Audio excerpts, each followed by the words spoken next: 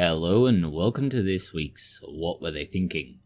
Amongst this week's news items, we have the entertaining Ben Spoon Award nominations opening.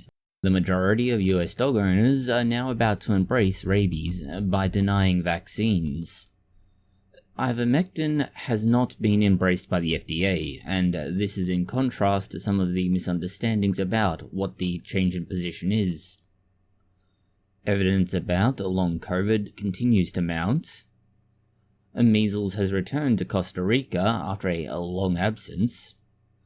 Scientists have decoded some of the mysteries of the Y chromosome, although many remain. Nighttime ambient temperature may or may not help you sleep depending on where you are and some other variables. The reason why wild pigs in Germany appear to be at least somewhat radioactive. A report from Europe's Food Standards Agency about glyphosate. Some clarity around the effect that climate change has on US wildfires and how this will address some of the, issues that people raise. The blue moon of 2023 and the first mission to remove space debris. The timestamps for these and other news items can be found in the description box below. Let's begin with nominations for the Ben Spoon Award. This is a satirical take on an award given for pseudoscientific nonsense. It's run by the Australian Skeptics, and the basic idea is similar to the Golden Crocoduck by Potholer, and it does raise some questions if there's something about Australia that makes people very satirical and about awarding individuals for religion and other pseudoscientific nonsense. The nominations are relatively straightforward. The name and contact details of the nominator is, relatively straightforward. That's a pretty standard thing. The name of the person or organization being nominated and the reasons for this. It is worth noting that unfortunately this is not an international award, rather it is only for Australia.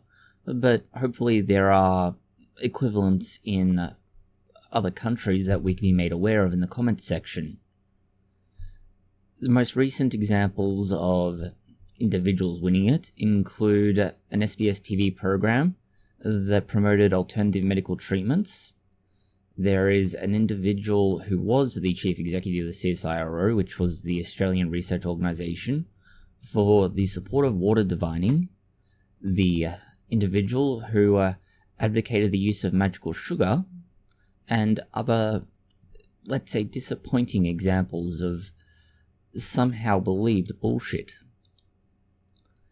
Onto a bullshit that's also believed, although this time in a very different line of reasoning. The majority of US dog owners are now skeptical of vaccines, and this also includes the rabies vaccine. There is a reason why almost no one has to worry about rabies across most of the world, or at least arguably the developed world. And that is, most of the vectors, other than arguably bats, have been vaccinated and it has effectively been eradicated. That means we don't need to worry about it, yet 53% or just over American dog owners have concerns about the safety of vaccines and the necessity. It's also noted that 37% believe vaccines could cause cognitive issues. The spectre of Wakefield looms once more. On to similar kinds of nonsensical news. The FDA has not agreed that ivermectin can help or in any way, shape or form treat COVID-19. There is a post circulating making this claim. However, it is not correct. Ivermectin. This is almost as bad as Wakefield. Much like other bullshit that seems too good to be true, there is a kernel of truth in the middle of this massive pile of bullshit. The kernel of truth in this case arises from a legal proceeding, that is, during a court case and particularly during oral arguments by 3 doctors who say the FDA harmed them in their ability to treat patients by not approving ivermectin, that there was a, possibility at the time that maybe it could possibly have vaguely been useful. That doctors do have the authority to prescribe ivermectin to treat COVID. However, it was followed very clearly that healthcare professionals generally may choose to prescribe an approved human drug for unapproved use when they judge that the unapproved use is medically appropriate for an individual patient. This is where we get into the weeds of this. You need to have a basis for that. And in this case, ivermectin has not been authorized, approved, or shown to have the effect that's needed for it to be justified in treating COVID-19. And that's the crux of the issue here. The doctors were arguing, well, you've just said we can do this, except no, they didn't. They said if you had evidence to support that application, and since you aren't trying to do clinical trials, you can't just randomly give prescriptions to patients and check and see if they work. And given anti-vaxxers seemingly love to go on about the Nuremberg trials, or Nuremberg 2.0 as they call it, it's kind of amazing that they would argue for doctors being able to do exactly what the Nuremberg Code says not to do, which is unauthorized, unconsented, and unoverseen, or without oversight, clinical trials. Or in this case, not even clinical trials, it's just random human experimentation. Now, no doubt, there are individuals who can cherry-pick individual studies and results to show, oh, but it does work. Yes, you can find individual study results to show just about anything, largely because just about anything works in a test tube. As noted in the comic, even bullets. But we don't make a habit of treating people with bullets. Well, except for American school students. They seem to get that regularly for some reason, and not sure it's good for their education. Even the most extensive and successful studies of ivermectin's application haven't been able to demonstrate they worked because those that did ended up being retracted for other issues. In further COVID news, and frankly COVID's getting rather old, there's data looking at individuals 2 years after initial infection and what happens to them over that time frame. There are several outcomes from COVID-19. The most, let's say, deleterious is going to be death, and well, that's generally bad for everybody. Then you have recovery, and a lot of people will just recover to how they were before infection. Then you have the in-between. Now, this is a spectrum, unfortunately.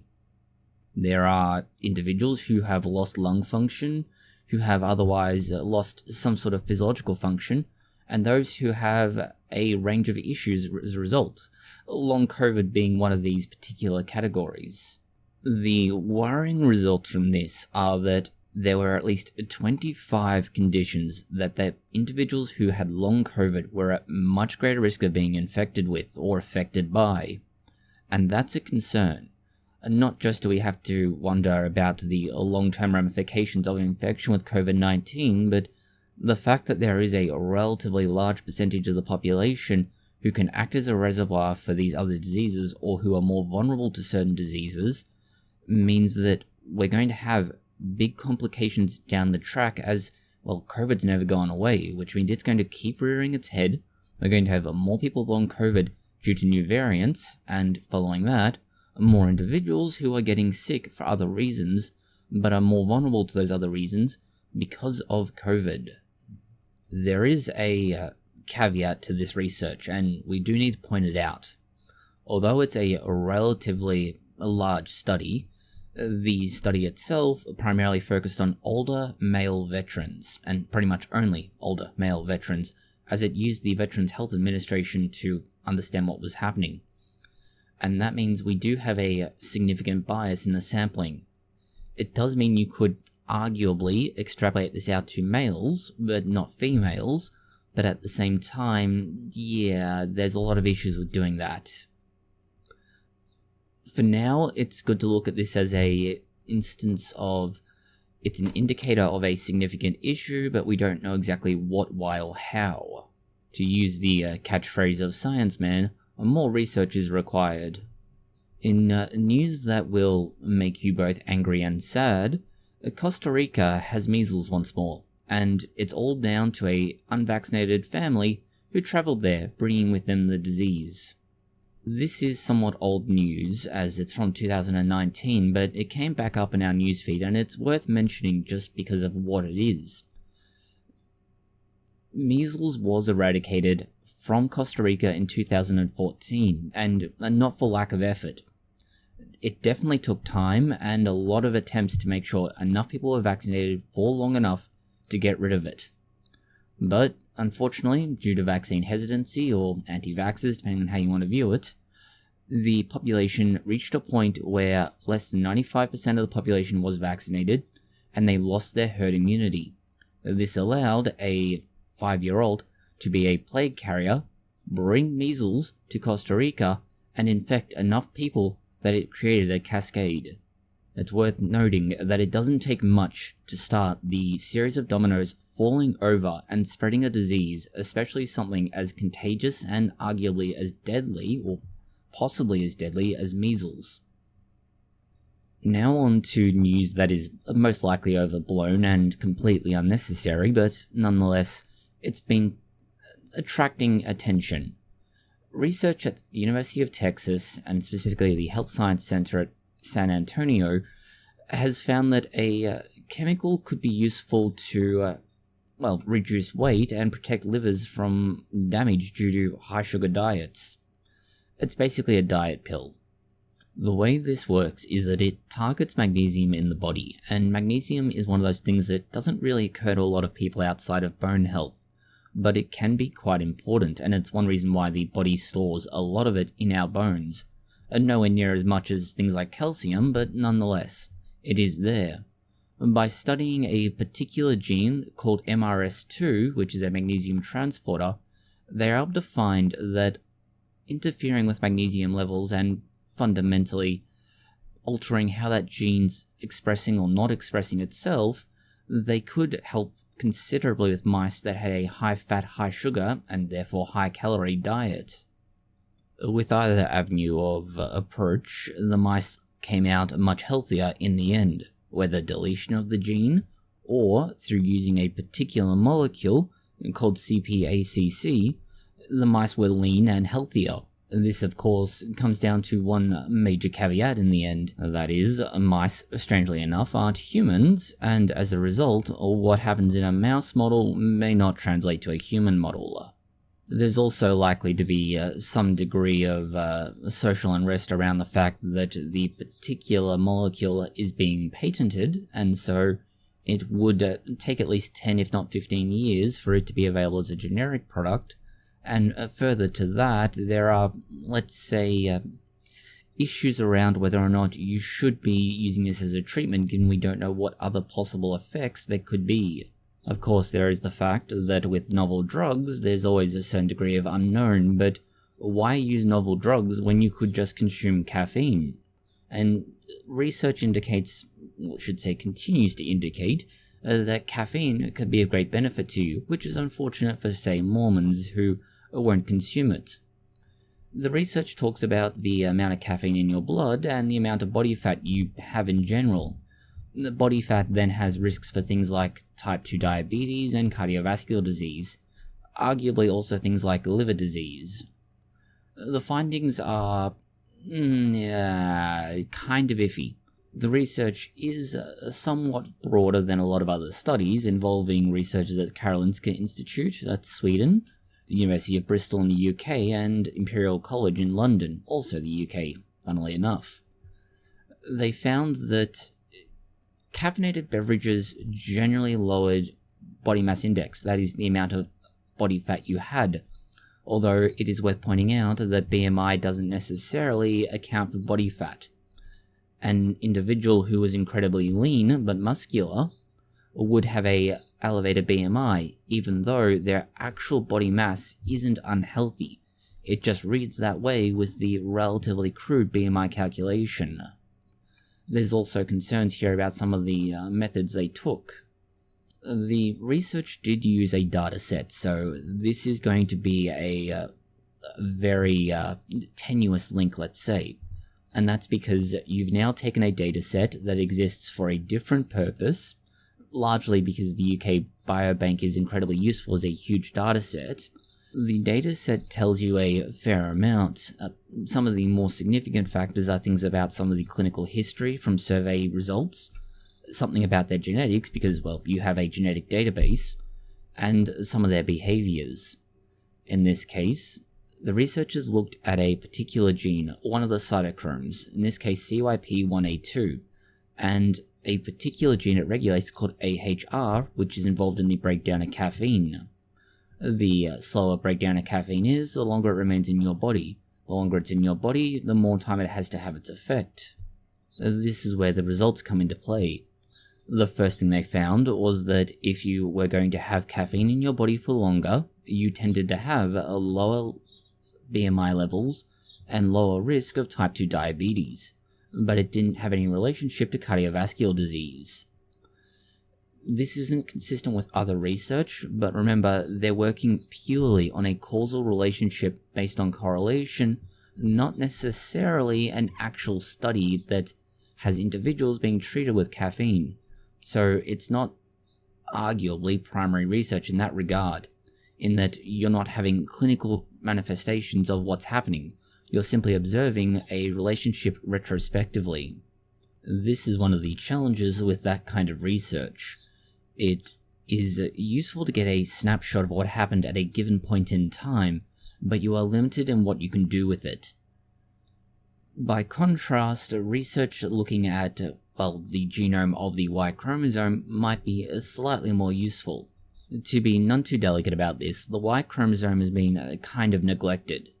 To be clear, it has been examined in the context of various things, so we do know a lot about what it does, but the whole sequence from start to end hasn't ever really been a major consideration. That's because most of the research into the Y chromosome has either involved issues around fertility, cardiovascular disease, or particular male diseases, and they aren't very common, so researchers found what genes were responsible and then focused in on those to the exclusion of everything else. This is where comparing the Y chromosome to the other 22.5 pairs, that being the X chromosome and the 22 somatic chromosomes. With the work of roughly 100 scientists, we're now able to know from the very start of the Y chromosome to the very end of the Y chromosome, including the telomeres, what is there, or at least what is there in the examples they studied, as there's likely to be variation from not only individual to individual, but clusters of variations. For example, certain countries or regions within countries may have particular mutations more frequently than others.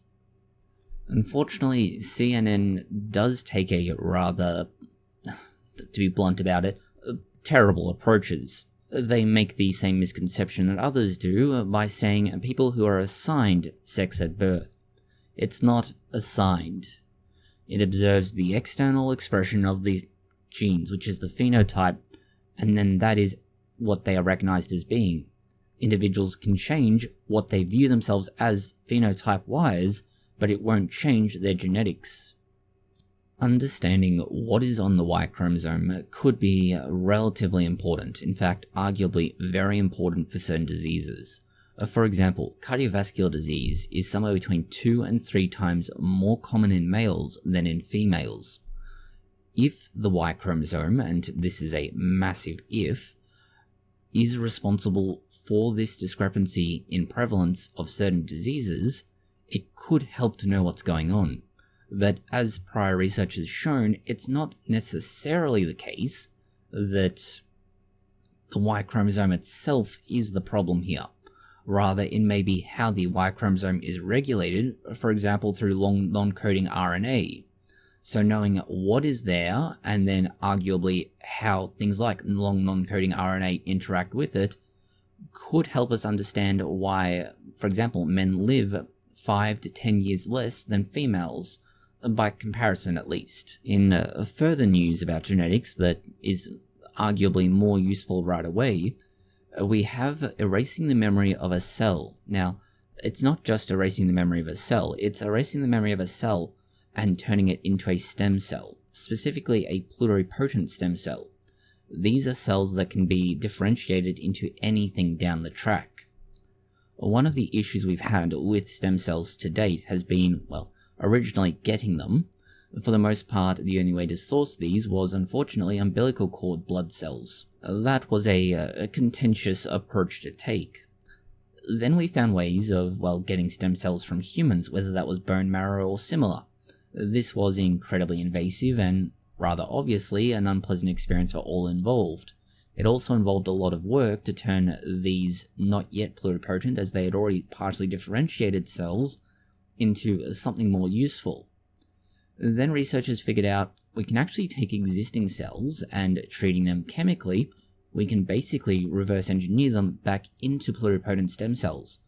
But at that point in time, they'd already been differentiated completely once. As a result, they had, let's say, a baggage. And by being able to wipe the slate clean entirely, you can start with a completely blank template and build up your stem cells from there for exactly what you want without any kind of carry-on issues.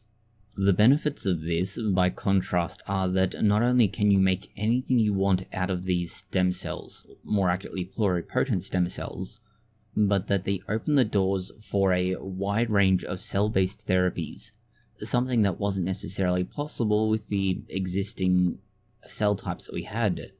And notably, for instance, if you were to try and, let's say, repair cardiac damage from a heart attack or myocardial infarct, and you used these cells that weren't a blank slate, they wouldn't necessarily work in the heart tissue the way they were meant to, and this became a bit of a problem. You could try and theoretically stimulate them other ways, for example using mRNA, but it still wasn't ideal. You also couldn't really create organoids that worked very well for models of disease, or more ideally, a control model to try and test new drugs. All of this sounds great, except for one thing. Not all of the epigenetic changes have been erased, which isn't necessarily bad, but it is a slight problem. Some of the epigenetic changes, for example silencing of certain genes, may be useful if you're concerned about, say, two versions of the X chromosome and you only want one expressing whatever the gene is. In other cases, however, it might be adaptations to the environment that you do not want present. And so not being able to deal with these is a slight hiccup, but this is kind of a small problem by comparison to the huge leap in progress. In more clinically useful news, we have a very small study, but one that might be useful depending on what the weather is for you, not only now, but in the coming weeks, months, and arguably years. The study involved 50 individuals, and they were all over 60. They also all lived in Boston, United States of America, so we have issues with that. A small cohort, older, and a very narrow geographical range. All the individuals were sleeping in an environment between 20 degrees and 25 degrees Celsius. This is 65 to 75 freedom units. When the temperature was elevated to somewhere between 25 and 30 degrees Celsius, the amount of sleep and the amount of good sleep dropped by a significant margin. This was good news, except for what follows next. The variation between individuals was significant, and it means that any, let's say, broad stroke results they get may not translate in any way, shape, or form. Further, age seemed to be a factor, with a lot of variation between age as well as individual. And that's another problem again. Next we go to the dark side of peer review, and unfortunately nowhere near as awesome as the Sith. In fact, it's simply an arsehole being an arsehole. In this instance, recently a Harvard professor has been found to be pulling something of a questionable practice with the data they have, and have published on, more importantly.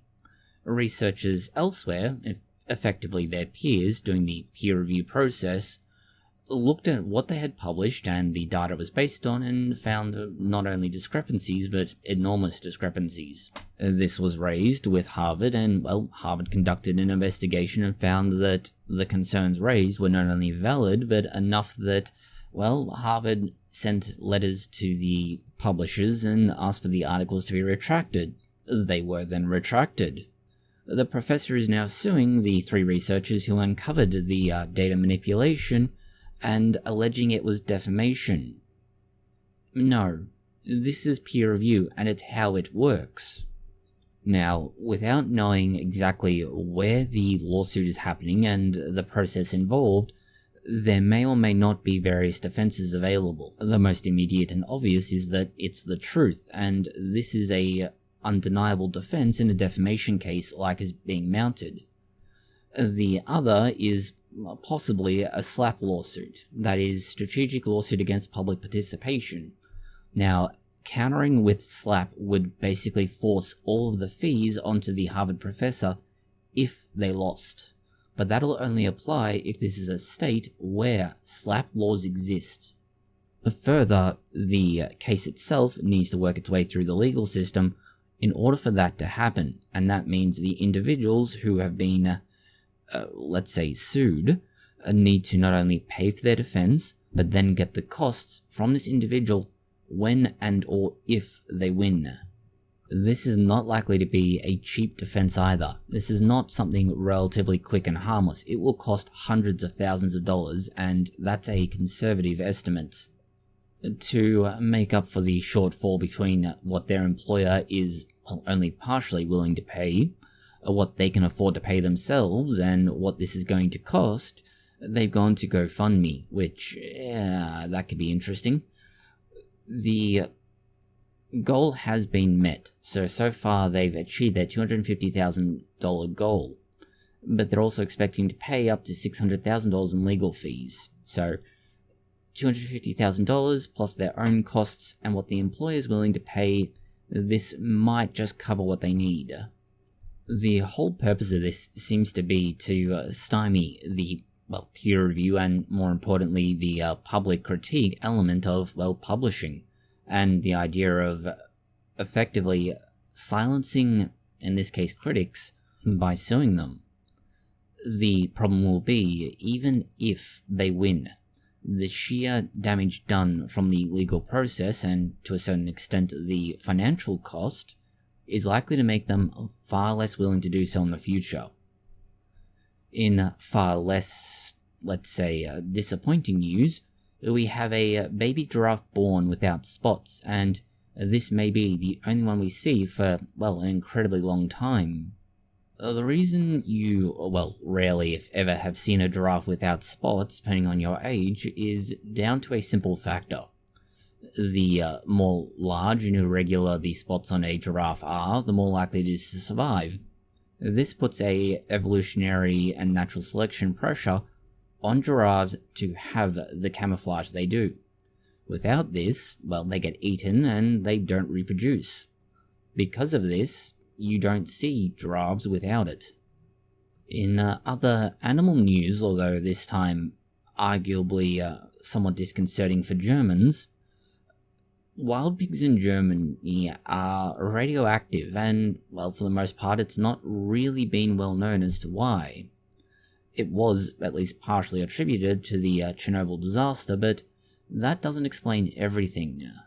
The reason it doesn't explain everything is that if you compare wild pigs or boars to other wild species, pigs have remained radioactive, and mostly consistently so, while other species have seen diminishing levels of radioactivity. Not quite Spider-Man levels of radioactivity, so we're not going to see Pigman, or is it Man-Bear-Pig, but we will see at least some degree of, radioactivity. This leads to the research and what we do and don't know as a result. First, we know that a significant portion of the radiation is not necessarily from Chernobyl. In fact, a surprising amount of it comes from atomic weapon testing in the 60s. Then we have the radiation from Chernobyl, and then there is a negligible amount that is able to be deposited through simply rain occurring, and the amount of radiation that carries contaminating various things in the modern day. The way the wild pigs or boars acquire their radioactivity is that they eat truffles, and the truffles they eat have absorbed the radiation throughout the 60s through to today. And that means that they have basically acquired all kinds of different sort of radiation exposure issues, and that leads to them becoming radioactive. Pigs being particularly fond of truffles, and truffles being rather slow growing, it makes a lot of sense that when they eat it, they would develop radioactivity.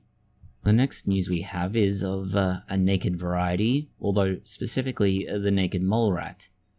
By taking genes from the naked mole rat, and specifically just one gene, researchers were able to extend the lifespan of another mammal. Now, naked mole rats are a bizarre species, not just because of the way their colonies work, their fact that they're a naked and therefore exhibitionist kind of species, but also that they don't seem to ever really get cancer. Yeah. This is where taking mice and adding a particular gene called hyaluron synthase 2 were able to live nearly 5% longer than their comparison control group. It also wasn't just an extended time frame for their life. Their life was also arguably better, with a reduction in the number and type of cancers, less inflammation throughout their body, and, according to researchers, healthier digestive tract. Although how exactly they measure the GI tract's health is a bit of a question. The research as it stands is, well, interesting, but it does raise a range of issues. The most immediate is that there's no explanation as to how the transfer of the gene has in any way, shape, or form helped. Yeah. All we know is that there were benefits, but we don't know how those benefits were obtained. The next, most obvious, and something we've repeatedly said already, is that mice-based research may not translate to humans.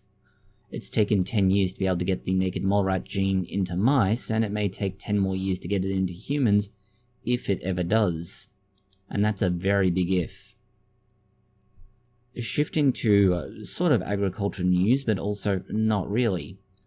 There's, let's say, research, although it's more like industrial developments in China, that has rice crops being grown in massive warehouses that are using vertical planting. This is similar to what other countries have shown with various food groups, most notably things like cruciferous greens, lettuces for example. In China, where, well, most recently they've had massive issues with flooding and their grain belt being destroyed, a secure and, in this case, reliable source of food could be just what they need to provide stability and food security. This is just one example of how China has increasingly been, let's say, increasing its share of research. The problem with China's research is that, unfortunately, they increasingly are, well, being questioned, let's say. This owes to the fact that a lot of Chinese research has some really big problems. This can be relatively minor things, or it can be much more serious issues, and it leads to a uncomfortable amount of plagiarism, misconduct, retractions, and similar. Although the number of retractions isn't necessarily commensurate with the increase in publication rate. At the same time, it's also a concern that, well, yeah, they're increasingly engaging in questionable research. In less questionable research, largely simply based on the sample size and time frame in which it's being conducted, is the European Food Safety Agency's explanation for the scientific assessment of glyphosate. In short, the EFSA and the member states of the European Union were conducting a risk assessment and peer review of, well, glyphosate. You may also know this as Roundup. The gist of this is that they looked at all of the available literature, very similar to what IARC should have done but did not, and tried to find out if there was a danger to it, what that danger was, and if it actually did pose any risks for what would happen if used or if you were exposed to it in reasonable amounts. Now, reasonable amounts here basically means, are you following the directions on the label, not drinking it as a side to your meal, and ideally not having washed in it. Yeah, that's seriously what you'd have to do to be able to get these stupid doses needed for most glyphosate harm to happen. The conclusions from this are that there were no critical areas of concern. Yeah. That is, any time it's used, whether it's before sowing, after harvesting or any other time, it's safe. There were, however, areas that they did note might be a problem and did need more research. This included the short and long-term toxicity of one of the components used in a formulation for it, but this wasn't available for them to look into. There's also no indication that that particular formula had acute toxicity or could cause genetic issues. The concern was raised that there was an active substance within it that may have neurotoxic potential. However, the amount of information available wasn't enough to be able to make any conclusions.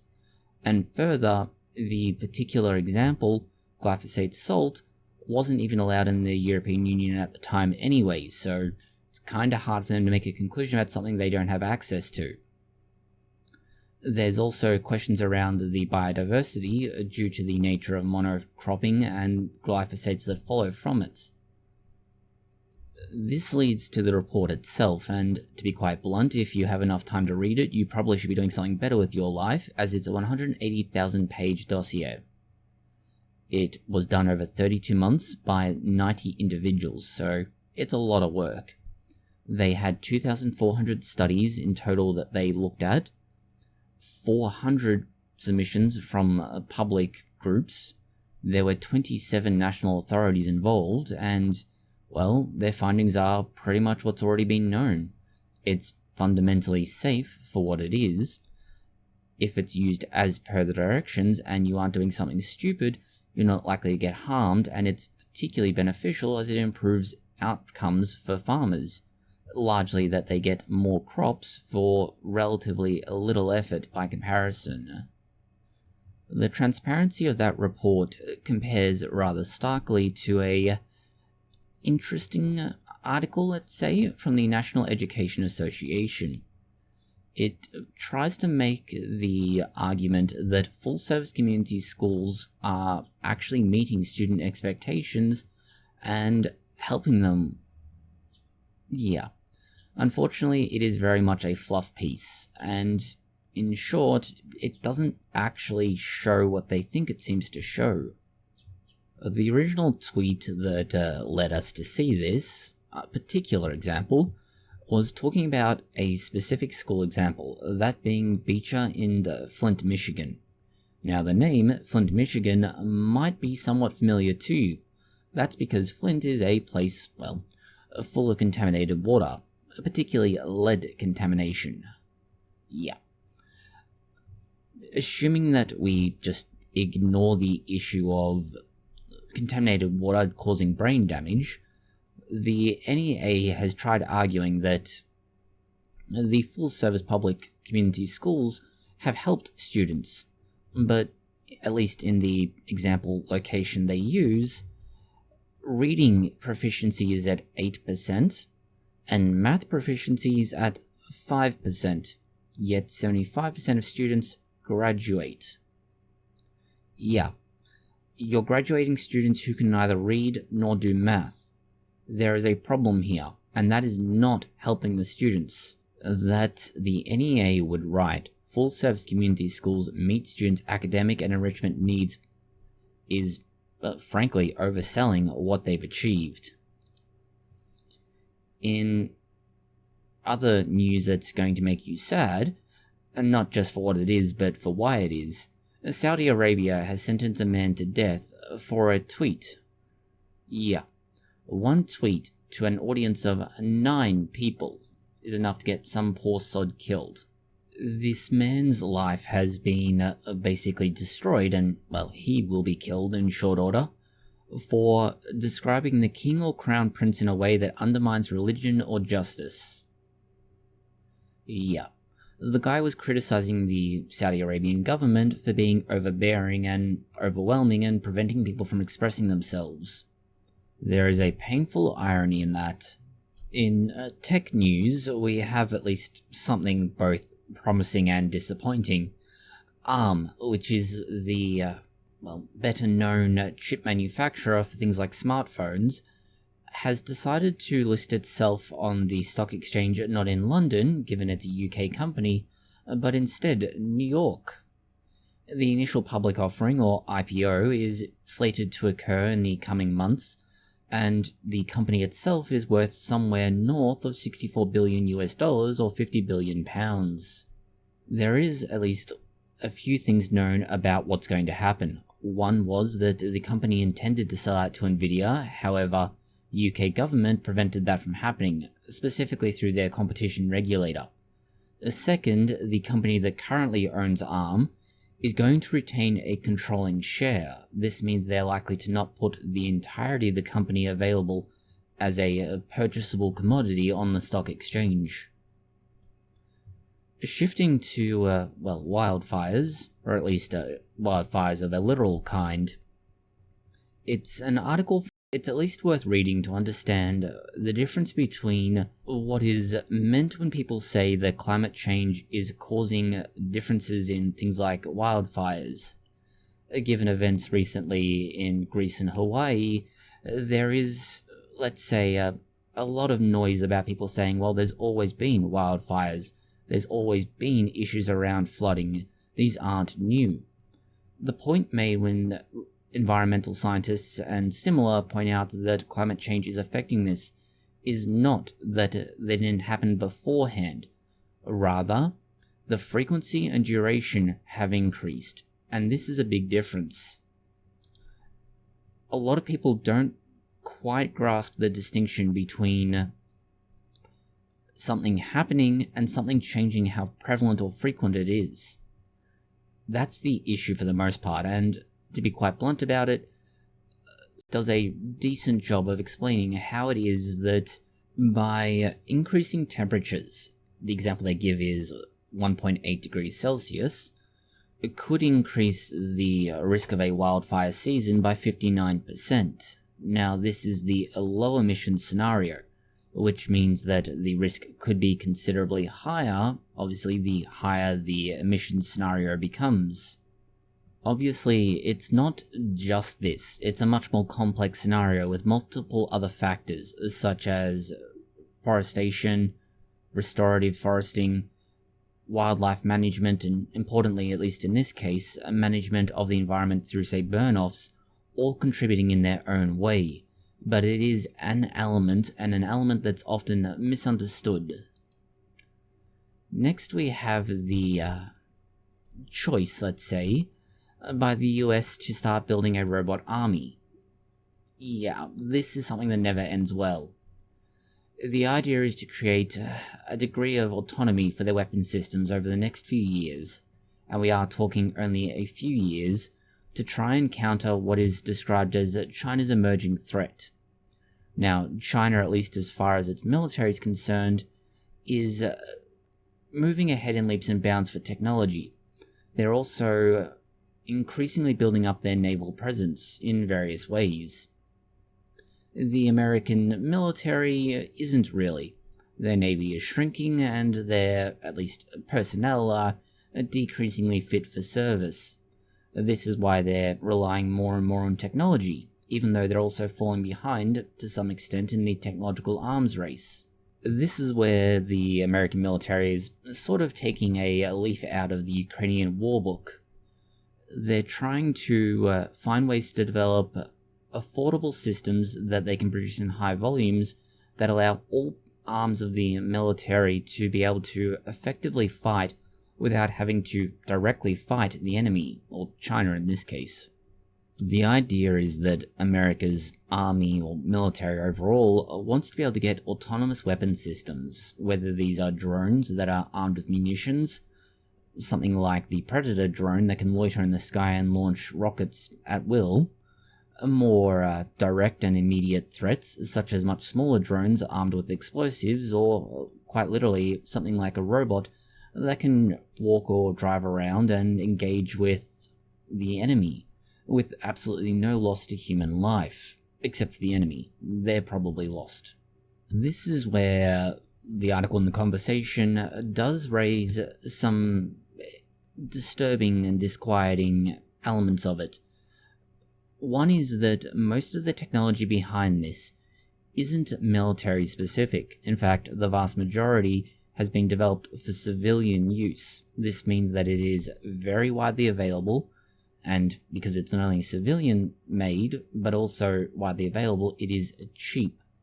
That means the military can purchase these parts in mass and be able to deploy them en masse for very little money but great effect.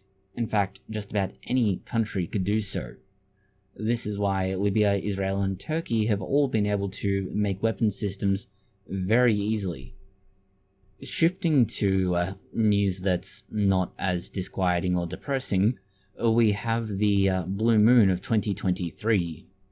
Now, a blue moon is something you may hear as an expression, but it is actually an astronomical event. It's when you get 2 full moons in one given month, which happens at least once a year, given there are 13 lunar cycles but only 12 months. This means not only will you see a massive moon, since it's a supermoon, but it will be the second time you see one in August. The final news we have for you is more an interesting article from the Neurologica blog, and it talks about the first mission to remove space debris. Space debris is a concern, and it's not just that there's a lot of junk around our planet. It's that a lot of that junk can get in the way of things that we want to be there. For example, things like satellites. If you have a satellite in orbit, and unfortunately a bit of random space debris hits it, it could be taken out of action permanently. This is at the cost of millions, if not billions of dollars for said satellite, but also that, well, you've lost its function. This may be as simple as the CIA or similar losing their ability to watch a foreign country, or domestic, or it could be that you no longer have access to internet because Starlink is shut down for a time. This is why the amount of debris around our planet is a concern, and the European Space Agency has now set up a mission to, well, begin getting rid of at least some of it. They're working with a Swiss company called ClearSpace SA to try and do that. The reason why it's increasingly a priority is that we are increasingly putting more and more satellites into space, but with all of the debris that's there already, and the satellites that are there already that will come offline, or basically either run out of power, parts will fail, and so on, we're increasingly running out of places to put them, and this is an issue. Not only are we adding to the debris by these satellites failing, but also if one of them, for whatever reason, was to break down into smaller parts, it could then cause more satellites to be destroyed, leading to those satellites breaking down and creating a cascade effect. And this is otherwise known as a Kessler cascade. The ClearSpace craft is kind of creepy in a way. It looks like a squid with 4 arms that grab onto pieces of space debris and try and deorbit them, which is the nice and polite way of saying it tries to send them back to Earth, where they burn up in the transition from atmosphere to ground. The problem with this system is that it really only works for sort of middle-sized bits of debris. That is, things that are too small won't be able to be caught, and things that are too large, well, it can't really handle them. This means that it's only going to work for things like, say, parts of rocket stages, or very small satellites, or bits of satellites that have already broken down. This means that we have issues around other things that are still up there that can't be handled based on what is there now. The upside to all of this is that once this system's up and running, we may get an increase in the number of shooting stars. That's all the news we have for you this week. Thank you for watching. If you found it interesting, consider liking, sharing, and subscribing. Please do post any comments, questions, or suggestions you have below.